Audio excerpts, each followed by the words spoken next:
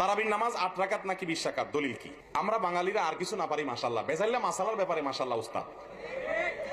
তারাবির নামাজ 8 রাকাত না 20 রাকাত, এটা নিয়ে জিহাদ করে ফেলায়, ফরজের নামাজ পড়ার খবর নাই। খুব ভালো করে শুনে রাখেন, তারাবির নামাজ এটা কি ফরজ না নফল? নফল এবং সুন্নাত। ফরজ ওয়াজিব তো না, ফরজ ওয়াজিব না, সুন্নাত এবং নফল যদি হয় সেখানে কম বেশ করলে কোনো অসুবিধা নাই। কিন্তু ফরজে কম বেশ করা, জোহরের ফরজ 4 রাকাত, 6 রাকাত পড়া যাবে, 2 রাকাত পড়া যাবে, কিন্তু সুন্নাত বা নফল এগুলা কম বেশ করলে কোনো অসুবিধা হয় না।